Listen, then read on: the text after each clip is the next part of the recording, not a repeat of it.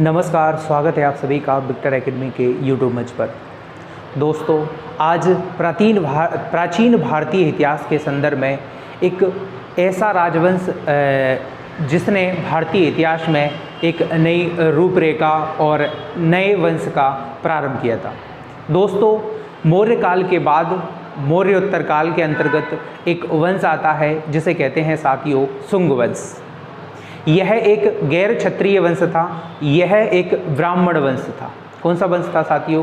ब्राह्मण वंश। तो चलिएगा प्रारंभ करते हैं दोस्तों। यानी कि मौर्योत्तर काल। मौर्योत्तर काल के बाद दो प्रकार के शासक भारत में राज करना प्रारंभ करेंगे। उसमें शासक रहेंगे साथियों एक देसी शासक और एक रहेंगे दोस्तों आपके विदेशी शासक। देसी शासकों में रहेगा जो शासन करेंगे साथियों, उसमें रहेगा शुंग वंश, कण्व वंश, सातवाहन वंश और आपका साथियों चेदी वंश। और जो विदेशी शासक रहेंगे साथियों उसमें रहेगा इंडो ग्रीक और रहेंगे शक, पार्थियन और आपके साथियों कुषाण वंश। इसमें आज की कहानी इस वीडियो में केवल और केवल रहेगी साथियों कुषाण वंश आपका शुंग वंश से संबंधित। ओके, तो चलिएगा प्रारंभ करते हैं शुंग वंश से संबंधित। देखिएगा दोस्तों, शुंग वंश की कहानी क्या कहती है? शुंग वंश यानी कि मौर्योत्तर काल। ठीक है, शुंग वंश के संस्थापक कौन थे साथियों? पुष्यमित्र शुंग थे। शुंग वंश के संस्थापक कौन हुए साथियों? पुष्यमित्र शुंग थे। यानी कि पुष्यमित्र शुंग ने 185 ईसा पूर्व में मौर्य वंश के अंतिम शासक बृहद्रथ की हत्या करके शुंग वंश की स्थापना की थी। यानी कि अगर बात करते हैं दोस्तों मौर्य साम्राज्य की, तो मौर्य साम्राज्य का संस्थापक चंद्रगुप्त मौर्य था, जिसने 322 ईसा पूर्व में स्थापना की थी। और यह वंश का मौर्य वंश का जो अंतिम शासक हुआ साथियों वह था बृहद्रथ। और बृहद्रथ की हत्या कौन कर देता है साथियों? उसका ही सेनापति था जिसका नाम था पुष्यमित्र शुंग। और भारत में शुंग वंश की क्या कर देता है साथियों? स्थापना कर देता है। देखिएगा, यानी कि रचना है एक बाणभट्ट ने हर्षचरित नामक रचना में पुष्यमित्र शुंग को अनार्य कहा है। पुष्यमित्र शुंग कट्टर ब्राह्मणवादी था। कैसी विचारधारा का था साथियों? कट्टर ब्राह्मणवादी माना जाता है और कट्टर बौद्ध विद्रोही कहा जाता है। ओके साथियों, आप देख सकते हो पुष्यमित्र शुंग। शुंग वंश का संस्थापक पुष्यमित्र शुंग था। शुंग वंश का संस्थापक कौन था साथियों? पुष्यमित्र शुंग था। ओके, यह मौर्य साम्राज्य के अंतिम शासक बृहद्रथ का क्या था साथियों? सेनापति। क्या था साथियों? सेनापति था। इसने बृहद्रथ की हत्या कर दी और उसके बाद मौर्य यानी कि इसके बाद मौर्य वंश इसके स्थान पर शुंग वंश की साथियों स्थापना की। ओके, अब देखिएगा आगे, यह प्रथम ब्राह्मण राजवंश था जिसने मगध पर पहली बार क्या किया साथियों? शासन किया। ओके, आगे कहानी देखिएगा। इसने अपनी राजधानी विदिशा, जो वर्तमान मध्य प्रदेश राज्य का क्या है साथियों? जिला है। आप समझ सकते हो, जब मगध यानी कि बिहार यानी कि पाटलिपुत्र, गिरिव्रज या आपका राजगृह किनकी राजधानी हुआ करती साथियों? मौर्य वंश का। लेकिन जैसे ही शुंग वंश का जो शासक पुष्यमित्र शुंग शासक बनता है तो अपनी राजधानी कहाँ पे बना लेता है साथियों? ये विदिशा बना लेता है। ओके, आगे की कहानी देखिएगा। बौद्ध ग्रंथों में पुष्यमित्र शुंग को बौद्ध द्रोही कहा जाता है, क्योंकि इसने अपने शासनकाल में बहुत से बौद्ध स्तूपों का क्या किया था साथियों? नष्ट करवाया था। यानी कि जो बौद्ध स्तूप थे वो इसने क्या करवा दिए थे साथियों? नष्ट करवा दिए थे। ये कौन से धर्म का था साथियों? भागवत धर्म, यानी कि ब्राह्मण वैष्णव धर्म, यानी कि विष्णु का ये क्या था साथियों? उपासक था। ओके, अब आगे कहानी देखते हैं दोस्तों। इतिहासकारों का मानना है कि पुष्यमित्र शुंग ने अपने जीवन काल के अंतिम दिनों में बौद्ध धर्म की महानता को समझा और उसने बाद में कई स्तूपों का पुनर्निर्माण करवाया था। यानी कि जीवन के जब अंतिम क्षण आते हैं तो ये बौद्ध धर्म की महत्ता को समझ जाता है। ठीक है भाई, और कहीं ना कहीं जो इसने लगभग जो प्रसिद्ध थे, जो सम्राट अशोक के द्वारा लगभग 84,000 स्तूप बनाए गए थे, उनको नष्ट कर दिया था इसने।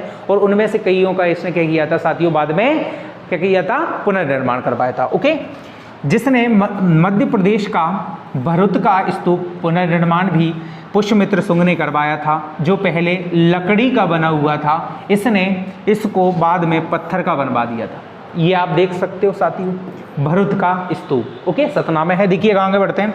भरूच भारत के मध्य प्रदेश राज्य में सतना जिले में स्थित है। यह सतना जिले में स्थित एक गांव है और अपने प्राचीन बौद्ध स्तूप कलाकृतियों एवं अन्य पुरातात्विक वस्तुओं के लिए प्रसिद्ध है। इसका निर्माण सम्राट अशोक ने करवाया था और पुष्यमित्र शुंग के काल में हुआ था। ओके, यानी कि इसका पुनर्निर्माण किसने करवाया था साथियों? पुष्यमित्र शुंग ने। पहले लकड़ी का बना हुआ था और बाद में इसने किसका बना दिया साथियों? पत्थर का बनवा दिया था। ओके, बढ़ते हैं आगे की ओर दोस्तों, देखिएगा। यानी कि पुष्यमित्र शुंग ने 2 अश्वमेध यज्ञ करवाए थे साथियों। इन 2 अश्वमेध यज्ञों का जो राजपुरोहित था उनका नाम था साथियों पतंजलि। क्या नाम था साथियों? पतंजलि। ओके, आगे देखिएगा। इसके समय बौद्ध पुस्तक जातक ग्रंथ की रचनाएं हुई, यानी कि जो बौद्ध से संबंधित जो ग्रंथ थे उनकी क्या हुई साथियों? रचनाएं हुई। अब किन्होंने क्या कहा है, देखिए कौन सी रचना? पतंजलि के द्वारा महाभाष्य लिखा गया साथियों। ओके, पाणिनि जो थे उनके द्वारा भाई अष्टाध्यायी लिखी गई, व्याकरण ग्रंथ है साथियों। और मनु के द्वारा स्मृति लिखी गई। क्या लिखी गई भाई? मनु के द्वारा मनु स्मृति लिखी गई। ओके, आगे देखिएगा दोस्तों नेक्स्ट। इसके समय 2 यमन विदेशी आक्रमण भी हुए और दोनों ही यमन आक्रमणों में पुष्यमित्र शुंग ने क्या पाई भाई? विजय हुई। यमन आक्रमण हुए और दोनों में क्या पाई इसने? विजय पाई दोस्तों। ओके, पहले आक्रमण का नेतृत्व तो डेमेट्रियस ने किया था। पहले जो अरब यानी कि यमन आक्रमण था उसका नेतृत्व किसने किया था? डेमेट्रियस ने किया था। और दूसरे आक्रमण का नेतृत्व मिनांडर ने किया था। किसने किया था दोस्तों? मिनांडर ने किया था। और इन दोनों को किसने हरा दिया था? पुष्यमित्र शुंग ने क्या कर दिया था? इन्हें पराजित कर दिया था। ओके दोस्तों, आगे देखिएगा नेक्स्ट।